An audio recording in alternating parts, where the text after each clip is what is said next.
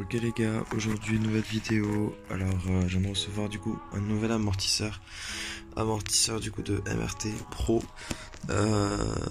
Et du coup voilà, je vais le refaire entièrement, polir tout ça jaune, et du coup voilà. Du coup en fait ça ici ce sera comme ça. Et du coup tout ça ici en rouge. Ok, alors là je m'attaque à la partie ponçage et en fait voilà, je veux aussi à la paille de fer pour enlever le plus gros, et après voilà à la ponceuse avec du papier, je crois que c'est du 150 dedans. Voilà, j'ai masqué la bonbonne de gaz et après voilà, pour finir le travail j'y vais à la main. Et une fois l'amortisseur fait, donc toute la partie jaune, je fais la partie noire, donc le haut, et c'est là où on va vraiment voir apparaître la couleur alu en fait. Voilà, comme vous pouvez le voir ici. Là on voit vraiment que ça commence à apparaître. Donc je le fais bien partout. Là je fais le plus gros en fait, tout ce que je peux faire.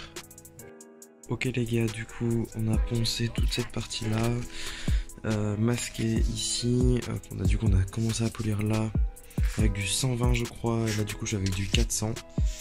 Voilà. Donc là je diminue un peu voilà toutes les rayures en passant avec du 400. Je pars d'ici puis je remonte sur tout ça pour que ce soit plus simple, et après voilà on va commencer encore à poncer. Après je choisis du 500 et du 600. Une fois que ce sera fait, on repeint de l'intérieur qu'on a nettoyé, et voilà. Ok, donc voilà, ici on a le résultat en fait avec du coup la ponceuse, et là voilà je passe à la main en fait avec le disque de la ponceuse, mais à la main partout, voilà, pour que ce soit vraiment partout pareil. Voilà, c'est ça l'objectif tout simplement. Donc maintenant je vais passer avec un papier donc de 400 qui va effacer les plus grosses rayures on va dire. Donc ça va faire que le travail va être un peu plus propre tout simplement. Donc voilà, là je passe au 400. Après, une fois que le 400 est bien passé partout, je passe au 500 dessus.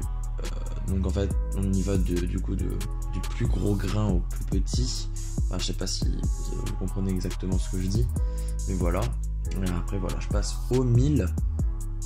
Et une fois le 1000 passé, tout simplement, je prends ma visseuse. Vous pouvez prendre également une perceuse, en fait avec un embout avec une sorte de mousse dessus et du bel gomme chrome comme vous l'avez vu. Et là voilà, vraiment j'appuie et j'en passe sur la plus grosse partie de l'amortisseur, du coup voilà, à la visseuse pour ma part. Et après avec un microfibre propre, j'insiste, on vient essuyer ce qu'on a fait, et là on peut déjà voir le chrome on va dire apparaître.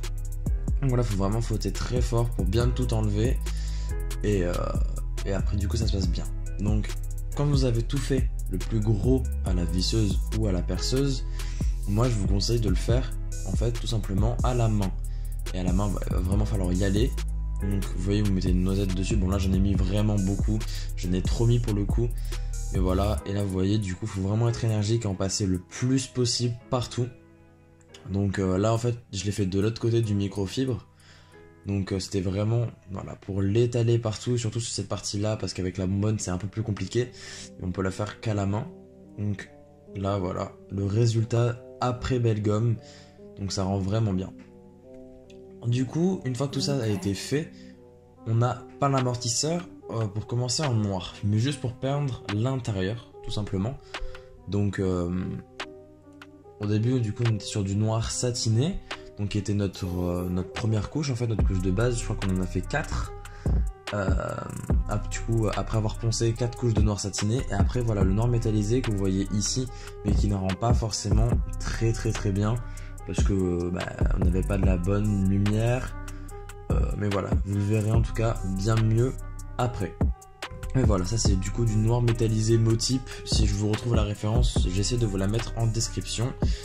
Donc mais là vous pouvez voir qu'après chaque couche de peinture on séchait avec un décapeur thermique, donc ça permet un peu d'accélérer le processus, mais surtout ne vous approchez pas trop près pour pas faire de coulure ou quoi que ce soit. Et maintenant, une fois le travail terminé, voilà ce que ça donne. Donc polir un amortisseur, c'est pas forcément compliqué, et franchement moi je trouve que ça rend super bien. En attendant les gars, nous on se retrouve plus tard. Peace.